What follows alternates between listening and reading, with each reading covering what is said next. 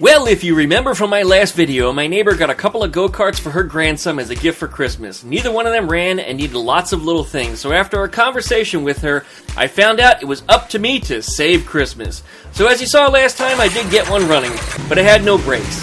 And I had a minor glitch trying to show off for the camera.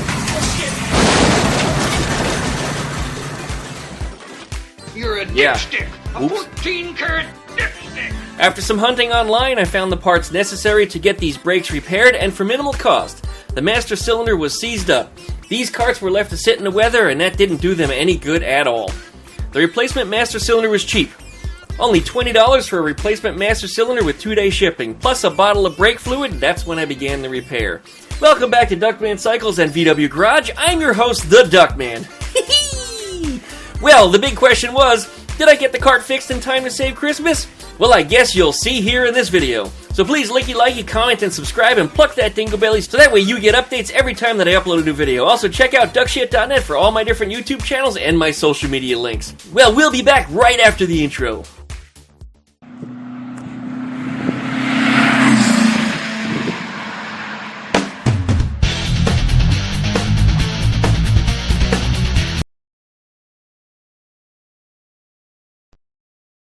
This replacement master cylinder is a bit different than the previous one, but the bore is the same size and it connects to the lines the same way, and the mounting holes are also in comparable distance. This part should work well. But, you know, I get a sore back from being hunched over so long because this cart is so low to the ground, which is one of the downsides of being so tall, so I raised the cart up a bit just to make everything easier to service. The master cylinder is quite easy to get to on this go-kart. It's just behind the brake pedal at the frontmost part of the cart. It's only held in with 2 bolts and 1 pin in the pedal. So despite being so easy to get to, it is still a little difficult to get a tool on. I removed it off camera sometime between recording the clips of the previous video, you know, easy stuff. But to install the new master cylinder, well, there's also not too much to it. Just drop it in place, run the bolts in, and replace that pin. The real trick here is getting the right tools to the bolts to get it tightened back down. It's in an odd place to work with a lot of components that really make it hard to swing a tool. But with a couple of socket extensions, we got it back together. I adjusted the brake pedal push rod so that way it extended into the pedal with just a little bit of pressure, reducing the free play to a minimum. There's no manual here for this, so I gauged it by feel, comparing it to a Volkswagen brake pedal feel that I've been used to over the years. The rubber gogi on the pedal was removed, so I stretched it back into place. I filled the reservoir back up to the top. Most fluid will bleed through the system, so yes, please, top it off here if you're going to do something like this. And here I bumped the master cylinder and wiggled the lines just a little bit to let out as much air as possible.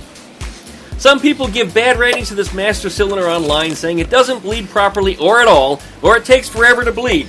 But you need to keep in mind, if you don't get this initial air out of it, well, it's not going to bleed at all. And when it comes time to start bleeding, the master cylinder here is tiny, and the line runs all the way back to the rear. It needs a lot of pumping to get that tiny amount of fluid flowing on each cycle to push through. This is not a fast process. Have patience here, this is not the fault of the master cylinder. But don't forget to refill the fluid when the bubbles stop. Now you've seen me bleed brakes before myself. It's just a matter of pumping the pedal, and then using something to prop the pedal to the max. Then to get back to your caliper and release the bleeder valve. You'll see here that only a tiny amount of fluid flows out after each release. But you must repeat this process until there are no more bubbles. This took nearly 24 cycles of running back and forth, and it would have probably been much easier had I had a helper to pump the brake pedal, but hey, everyone is unreliable when I need help. I can perform this process much faster than waiting for somebody just to show up. Alright, well, let's test these brakes.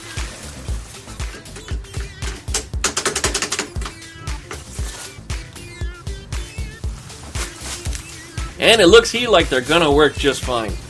Before we get out on a test ride, this cart did seem like it was running a little bit lean. It did run better with the choke on just a tad, and full throttle never felt quite right. It just seemed boggy and rough. I think there was something in the jet, probably a little crap in there. The carb bowl is easy enough to remove, and the jet is easy enough to access under that. In this case, it's just one bolt.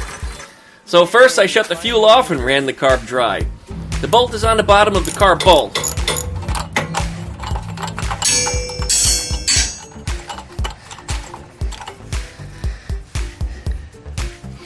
That's not too dirty. That's not bad at all. Yeah, not bad at all. Alright, come back to that. Get in here.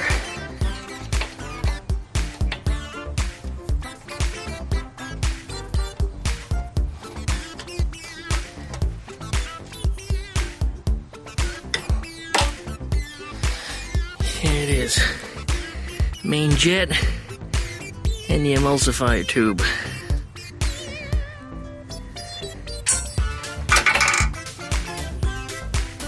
Actually, it doesn't look that dirty at all. But we're going to clean it anyway.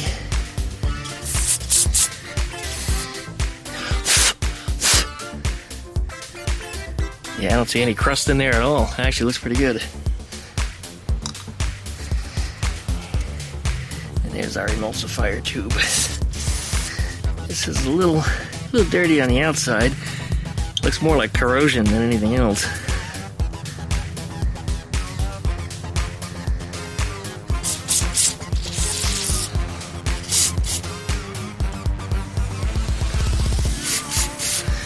There it is.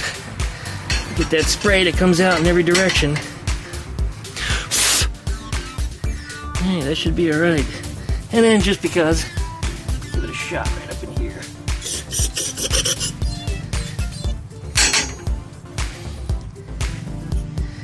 Alright, now how does this go back in? I didn't observe which way it came out. I think small end first. That makes logical sense.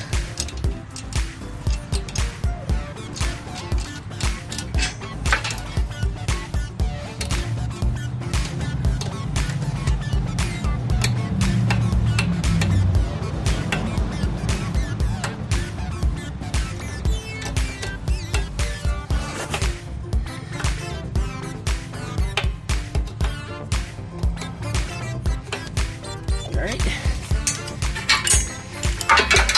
Get this little hose out. Even though really, it don't look that bad. Looks like it had a little bit of water in there, but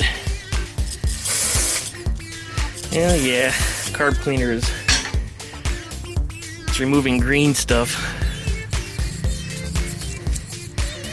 In fact, now the bowl is getting nice and shiny on the inside, so there was some kind of residue in there.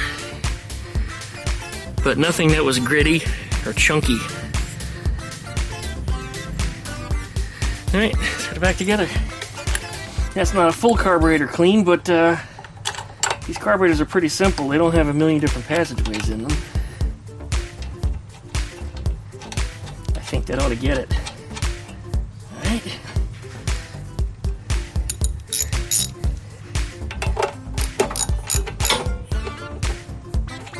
Alright, back around this side, turn the fuel back on. It's in the choke position, but it's probably got some carburetor cleaner in there, so technically, I guess that means it's choked. Yeah, it seems to be flooded. Yep, that was it.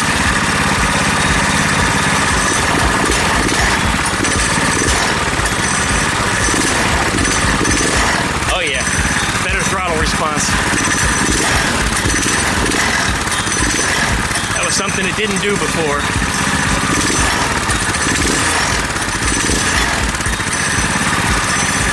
Alright, I think it's gonna be fine. Well, it looks like I just saved Christmas. One more test ride after it warmed up, and hey, I was satisfied. The engine runs great, and the brakes are working very, very well. So what you guys didn't get to see was that we kept the cart hidden in my yard until Christmas morning. My neighbor texted me when it was time, and I rode it over to their front yard for the boy to come outside to be surprised with. At that point, he said he knew how to drive the cart very confidently and quickly proceeded to run down the wrong side of the road at full throttle and into another neighbor's mailbox with his right front wheel, exploding the mailbox into the street in front of a car as he did a massive 180. I'm sorry I didn't get that on video, you guys. I never expected that one to happen. Anyway, I dug out a spare motorcycle helmet from my garage, and that was his gift from me. After that incident, it was very clear that he needed one, as well as some basic driving lessons as to the rules of the road. So what am I going to do with this other cart that is now mine since I fixed the other one? Yep, that was the deal. I fixed this one, I get to keep the other. Well, the first thing I'm going to do is make it big enough for a normal-sized human being. It's just entirely too small for me to drive comfortably, and I'm thinking that it needs lengthening about 6 inches or so, and that should be enough, I think. And it should be simple enough to modify on account of it being a tube frame, but hey, that's a subject for another video. So please subscribe if you haven't before, and pluck that dingle belly so you get updates every time that I work on this thing. Thanks for liking the video and leaving a comment, everybody. More to come soon. Don't forget to check out duckshit.net for all my different social media links and my other YouTube channels. Yes, I've got other YouTube channels. Please check them out and subscribe. Thanks, everyone. We'll see you next time.